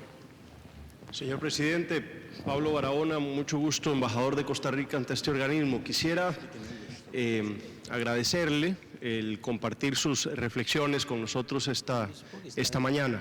Ciertamente no emito o me reservo más bien cualquier juicio de valor sobre ese buen repaso histórico, pero sí quisiera agradecerle también y reconocerle el esfuerzo por traerlo a valor presente y ciertamente evaluar también los retos de la contemporaneidad que se impone a esta organización. Y en ese tanto quisiera plantearle una pregunta muy puntual. En Costa Rica, el fundador de la democracia cristiana, un filósofo esclarecido, planteó la interrogante de hasta dónde estos eventos tienen valor presente si no los proyectamos hacia futuro, hacia lo que viene después. Decía él que la labor de todo académico, y pretendo yo extenderlo a todo gran estadista, es anteponerse al caos. Y en ese tanto quería ponerlo a usted, si usted me disculpa, en el ingrato encargo de jugar un poco de futurólogo y de alguna manera dibujarnos qué es lo que ve usted en esa aproximación crítica al momento en que estamos, pero qué es lo que ve usted de aquí a futuro, si los estados decidimos no hacer nada al respecto de lo que usted ha llamado, insisto, lo que usted ha llamado la crisis del sistema interamericano de derechos humanos. ¿Qué puede pasar con esa joya de la Organización de Estados Americanos si los estados decidimos no hacer nada respecto a lo que está pasando en el sistema interamericano? Y le voy a fijar, para que el ingrato encargo no sea más ingrato aún, un tiempo nada más de mediano y corto plazo. En el largo plazo todos estamos muertos y la respuesta, al menos para mí como representante de un estado, sería ciertamente algo irrelevante, no por ello menos interesante, pero ¿cómo avisora usted en el corto y en el mediano plazo que los estados y los mismos ciudadanos podrían afectarse si eventualmente esa garantía no es garantizada por los estados en el mediano y en el corto plazo? Muchas gracias, señor presidente, y bienvenido a la OEA. Muchas gracias, muy amable. Yo vería el tema del sistema interamericano de derechos humanos como parte de un todo integral que sería la Organización de Estados Americanos como organismo regional. Y esto así, a su vez, partiendo de la premisa de que estamos en un cambio de época histórica. Y fíjese cómo la propia OEA se va manejando conforme a los ciclos históricos. Nace en una época de Guerra Fría, luego viene el periodo post-Guerra Fría, en una primera etapa, y yo creo que ahora estamos en una tercera ola que requiere cambios. Por eso hablo de repensar de nuevo a la OEA, rediseñar sus instituciones y provocar un nuevo relanzamiento. Porque estamos en una época de globalización creciente, de interdependencia, de revolución tecnológica, científica y de nuevas amenazas y desafíos que no habíamos visto antes. Algunos hablan de crisis de civilización, el tema del cambio climático, la crisis económica global, la pérdida de valores en lo social, el choque cultural o de civilizaciones. Propiamente es como un cambio radical de época que exige y obliga a la OEA y a todas las instituciones a repensarse, a relegitimarse, a rediseñar sus instituciones, porque la realidad va a una velocidad, a un nivel de aceleración que está dejando obsoletas las instituciones existentes para enfrentar los problemas que existen. Fíjense que digo que las fricciones, las discrepancias que se están dando entre la Comisión y la Corte Interamericana y los Estados nacionales es porque estamos pasando a la aplicación de conceptos de derecho internacional de derechos humanos a derechos de segunda generación. Si hoy día nos hablan de desapariciones y de privación de libertad arbitraria, hay una reacción inmediata de que esas cosas tienen que condenarse, pero no está claro cómo es que alguien desde fuera le dice a un gobierno paraliza la construcción de tal proyecto de infraestructuras. No resulta claro en ese sentido. Entonces, en general, tenemos el desafío del cambio y de la reforma.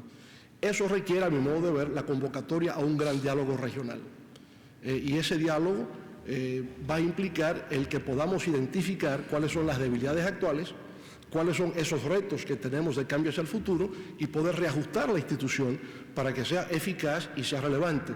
De lo contrario, lo que va a ocurrir es que habrá una inobservancia continua a las decisiones que se toman en el caso de la Corte y de la Comisión, y eso conducirá a una pérdida completa de autoridad.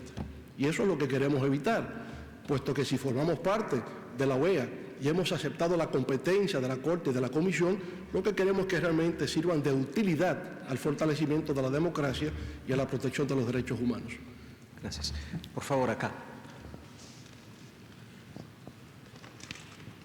Good morning. My name is Shelley Pitterman. I'm the representative of the UN Refugee Agency, UNHCR, ACNUR in Spanish. My question is in relation to refugee protection in the region. And it's now the 30th anniversary of the Cartagena Declaration. So that's a very good example of regional cooperation, perhaps outside the context of the OAS intergovernmental structure. But there's a very strong regional impetus now to look forward for the next 10 years as to how the Cartagena Declaration can continue to be an influence for refugee protection and asylum in the region, including within the Caribbean. So in the case of the Dominican Republic, under your leadership, the CANARE institution was revitalized. and we're certainly happy about that and look forward to continuing to work with CONARE. But I wondered whether, again, in your reflective mode, whether you could look forward to how you see asylum and refugee protection in the Americas in the coming years. Thank you. Me permito responder en español, ¿no? Can I answer your question in Spanish? Do you understand? Good. Okay. Now you will. Bueno, pienso que una agencia de Naciones Unidas sobre refugiados siempre será bienvenida en América Latina, pero no creo que en la región tengamos hoy día un problema de refugiados. América Latina no es una zona de guerra, de conflictos, donde haya una crisis de refugiados en la región. Lo que se está dando más bien es un flujo migratorio continuo, y dentro de esas migraciones hay migraciones legales y migraciones ilegales, y los estados están tratando de poner orden a su régimen migratorio. Pero el refugiado como víctima de conflictos bélicos, realmente ya eso no existe. Los últimos conflictos bélicos en la región, en Centroamérica, se logró finalmente a través de la suscripción de la paz de Esquipulas en los años 80, y afortunadamente podemos decir que América Latina y el Caribe representan una zona de paz en el mundo, afortunadamente, y al ser una zona de paz, pues no tenemos esa crisis de refugiados en nuestra región. De manera que sí, yo creo que la presencia de ACNUR, la presencia de Naciones Unidas, en lo que tiene que ver con refugiados siempre es bienvenido, sobre todo que tenga un aspecto de prevención, porque no creo que en estos momentos exista una situación de crisis de refugiados en nuestra región, afortunadamente. Vamos a tomar la última pregunta, el embajador de Bolivia, por favor. Muchas gracias, muy buenos días a todas y todos los presentes. Presidente, felicitarlo por su excelente exposición. Fue muy productiva para nosotros y poder conocer, a pesar de estar dentro de la OEA, poder conocer todavía mucho más de la historia de esta organización. Como en toda su exposición, justamente ha hecho bastante énfasis en lo que hace referencia a desarrollo y derechos humanos, obviamente lo que más muestra y lo que más vende la OEA, pero también conocemos que tiene otros pilares, y en este caso me gustaría conocer su perspectiva respecto a la relación democracia y desarrollo, en principio, y segundo, ¿cuál es el rol que debería jugar la OEA en el tema de desarrollo? Gracias. Mire, la democracia siempre fue una aspiración y un ideal en América Latina desde la ruptura con el orden colonial europeo en el siglo XIX y la construcción del Estado-Nación. Si usted se fija, todos nuestros pueblos, al momento de emerger históricamente, nos planteamos como objetivo la construcción de la democracia. Desafortunadamente, en el siglo XIX y buena parte del siglo XX, la democracia como sistema político no se produjo. Y la razón que los historiadores generalmente esbozan como tesis fundamental es que la democracia no fue posible por la falta de condiciones de desarrollo económico y social. Algunos dicen, la democracia es la expresión política del sistema capitalista, y lo que pasó en América Latina y el Caribe es que no teníamos sociedades capitalistas, sino sociedades precapitalistas. Al no haber desarrollo económico y social, no podíamos tener sistemas democráticos. Ahora, es bueno observar, señor secretario, ¿cómo está usted? Ahora bien, es bueno observar que en la medida en que se da un proceso de industrialización post Segunda Guerra Mundial, y América Latina pasa de ser una región simplemente exportadora de productos agrícolas hacia un proceso de industrialización y de urbanización, surgen movimientos de clase media opuestos a las oligarquías tradicionales que se plantean el tema de la democracia como sistema político. Ahora, ¿qué pasó? Que se lucha por la democracia, pero los viejos poderes tradicionales obstruyen el acceso al poder democrático. Y usted lo ve a lo largo de nuestra historia. Esa oleada democrática post Segunda Guerra Mundial, con gente como Rómulo Betancourt en Venezuela, Pepe Figueres en Costa Rica, Jacobo Arbenz en Guatemala, hicieron el esfuerzo, pero terminan derrocados por golpes de Estado militares. Entonces, cuando hay una barrera infranqueable de llegar al poder por vía electoral, viene entonces la revolución. Hay una generación latinoamericana que se plantea la revolución armada como mecanismo de toma del poder. Usted toma el caso histórico de Fidel Castro. En el año de 1952, Fidel Castro era candidato a diputado por la provincia de La Habana. De manera que él quería participar en un proceso de elección democrática. Pero ¿qué ocurre? Que el 10 de marzo de 1952, Fulgencio Batista, que había sido jefe de Estado de Cuba anteriormente, da un golpe de Estado para evitar la celebración de elecciones que tendrían lugar ese mismo año. Al darse el golpe de Estado, la vía democrática de acceso al poder quedó impedida, quedó obstruida, y por esa razón se pasa a la revolución. Y viene entonces el asalto al cuartel Moncada y luego la expedición del Granma. Bueno, pero eso ocurre en muchas otras partes. ¿Qué pasó en Venezuela? En Venezuela, cuando cae la dictadura de Pérez Jiménez, 1958, y accede de nuevo al poder Rómulo Betancourt, se produjo un pacto, el Pacto de Punto Fijo, por el nombre de la finca que tenía el expresidente Rafael Caldera. Y ese pacto es de cómo, ¿verdad?, todas las fuerzas políticas establecen una alianza para luchar por la democracia. Y muy bien, Venezuela, desde 1959 hasta 1989, 30 años, fue un ejemplo de democracia en la región, pero con un problema que no se logró resolver en el Pacto de Punto Fijo. Y fue que los líderes de la época, Rómulo Betancourt, Rafael Caldera y Jovito Villalba, los grandes líderes en Venezuela a finales de los 50, excluyeron de la participación política democrática al Partido Comunista de Venezuela.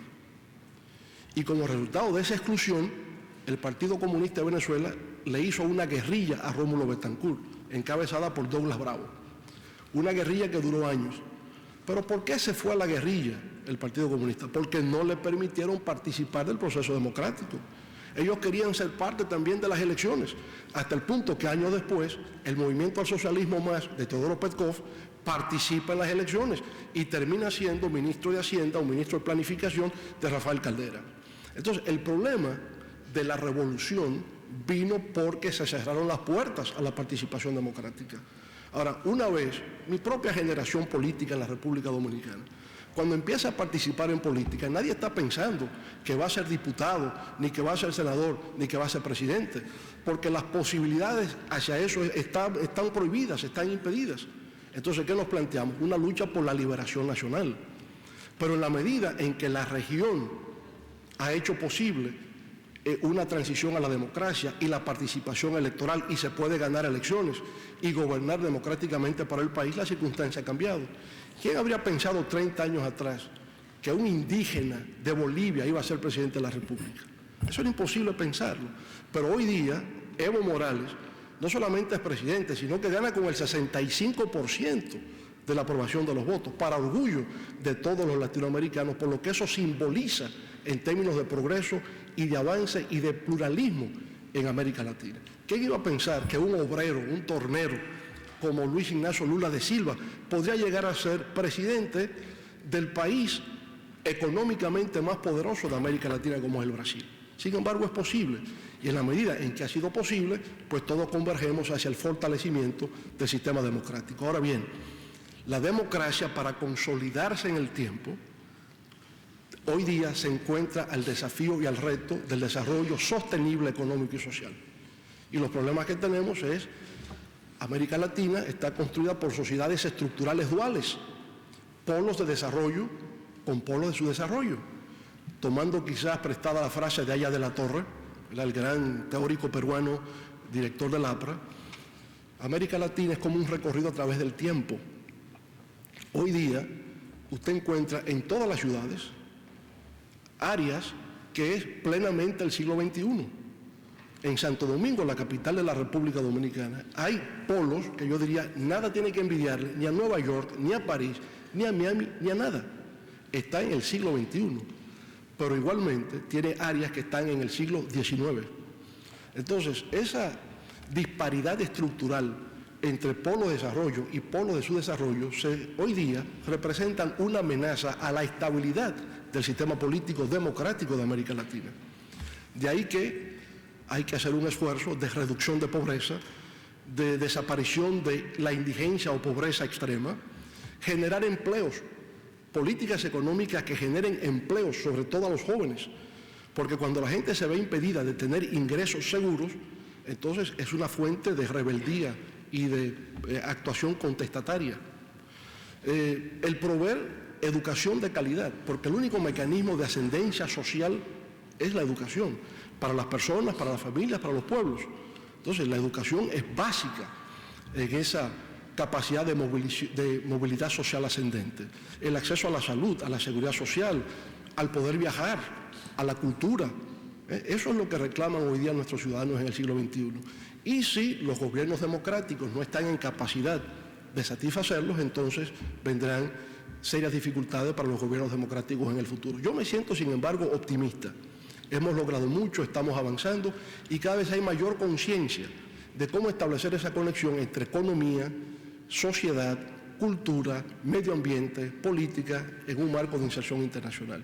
Y creo que Bolivia es un gran ejemplo de cómo se avanza en esa dirección. Así que nuestras felicitaciones más sinceras por esos magníficos logros que han obtenido ustedes con el presidente Evo Morales. Con su venia, presidente, vamos a tomar una última pregunta. Por favor, el embajador de Haití. Muchas gracias, embajador Quiñones. Excelencia, señor presidente, siempre es un placer y también un honor de escucharle en diferentes intervenciones. Si me recuerdo, es la quinta conferencia de usted que ya he atendido. Y también yo quisiera agradecerle por esta clase de historia de más de 100 años que usted ha presentado en poco tiempo. Está hablando de la historia o para llegar a la creación de esta organización nuestra y que defiende algunos valores universales de derechos humanos, de dignidad y de libertad. Pero siempre quisiera, cada vez escucho o tengo la oportunidad de escuchar algunas intervenciones sobre la historia de esta región o de nuestra América, y hablando solamente de Simón Bolívar o de los hechos de Simón Bolívar, de los actos de Simón Bolívar, del liberador, pero sin mencionar la revolución haitiana. ¿Sí mencionar? Sin mencionar la revolución haitiana. Ese me duele tanto. Porque lo digo, porque la revolución haitiana inspiró a Simón Bolívar también a ir a liberar los pueblos de la América. Y Simón Bolívar no vino acá a Estados Unidos después de la revolución americana. Fue a ver a Pétion, el presidente de Haití, y Miranda vino antes a hablar con Toussaint Louverture de Salines.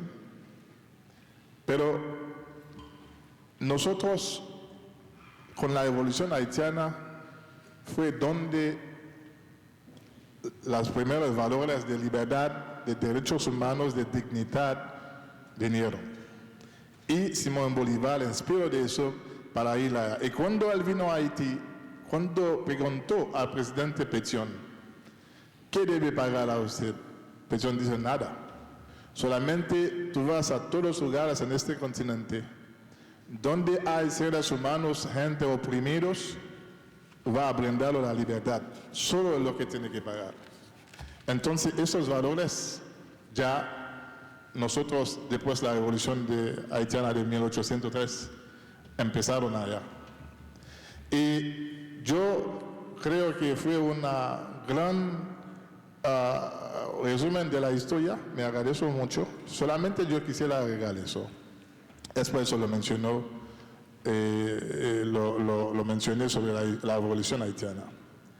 Ahora viene, mi pregunta sería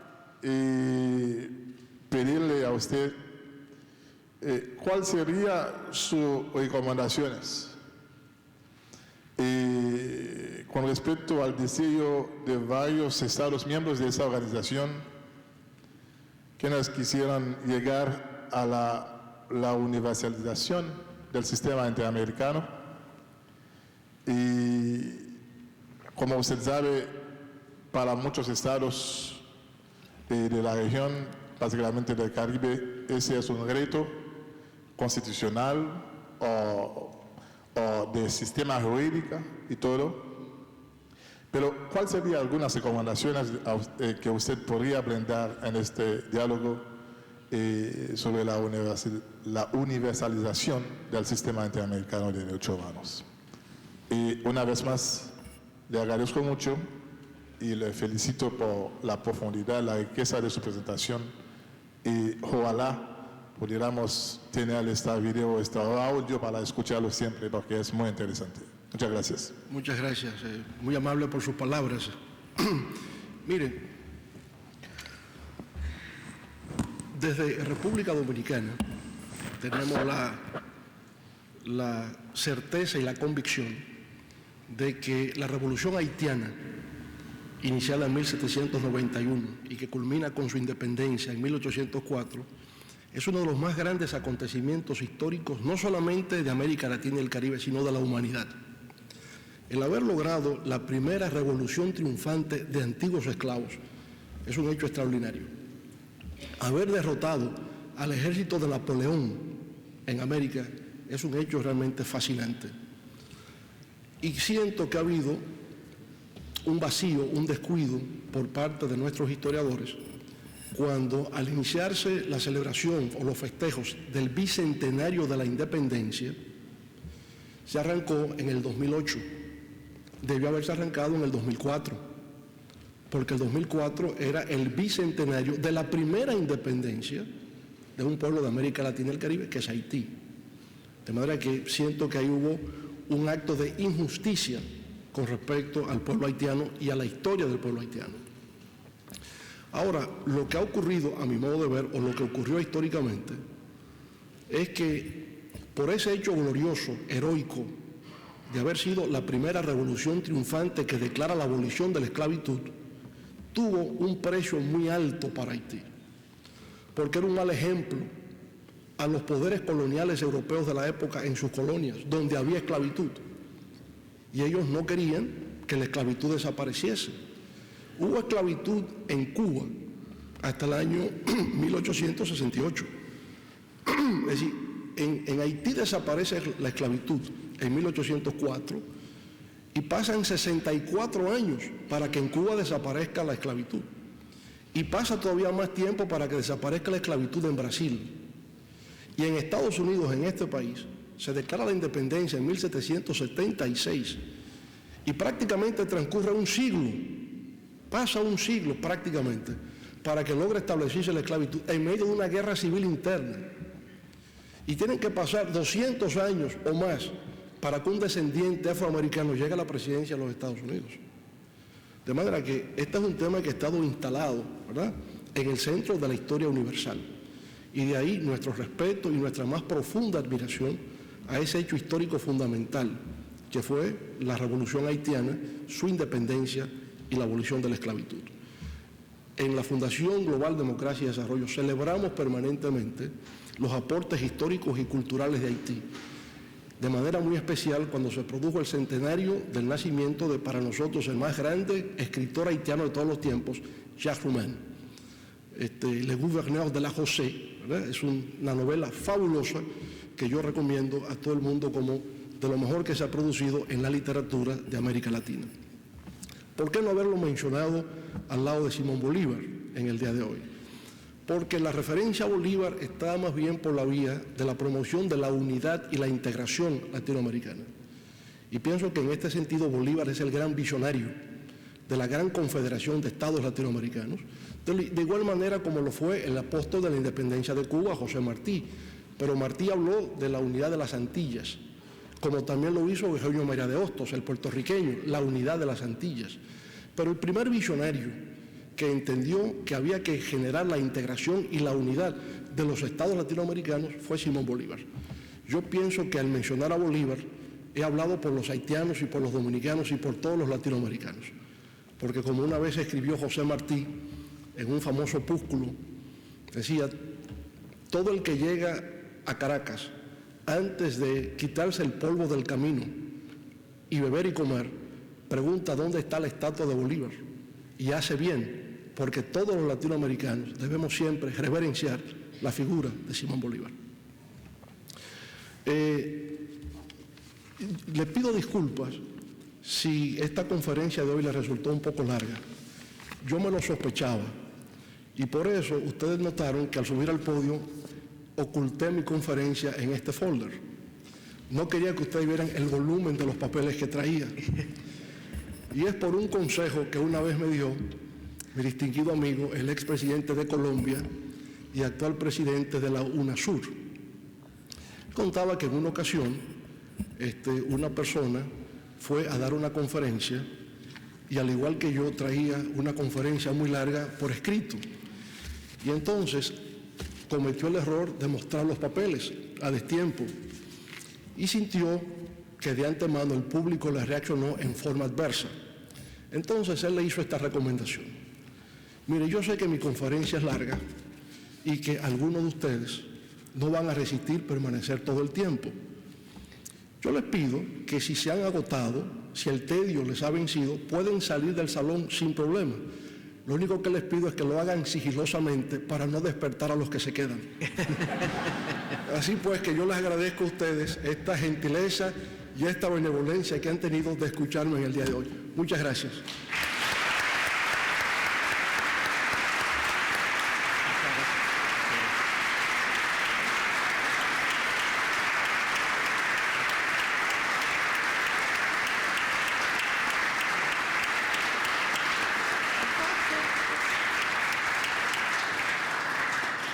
Le ofrezco ahora la palabra al embajador Vergés, representante permanente de República Dominicana ante la OEA, para clausurar nuestra cátedra.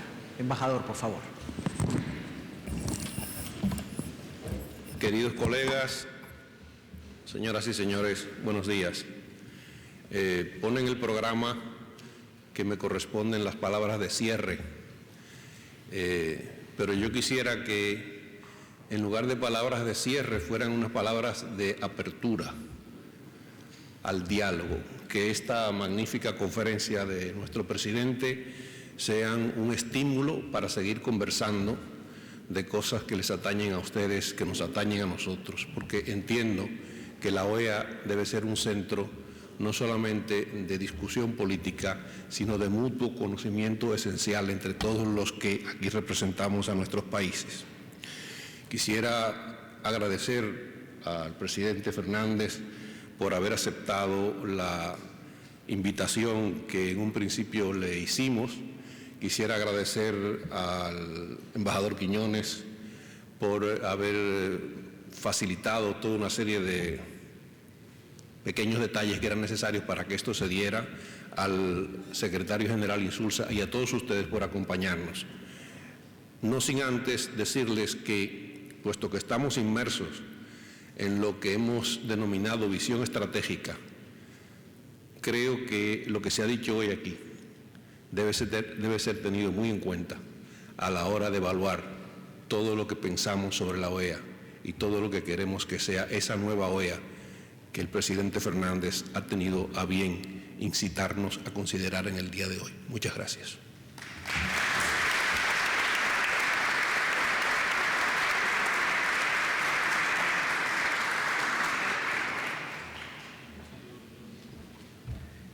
Con estas palabras damos por terminada nuestra cátedra y aprovecho para recordarles que la Misión Permanente de República Dominicana en la OEA está ofreciendo un cóctel en el patio en el primer piso, a la cual todos ustedes están invitados. Muchas gracias.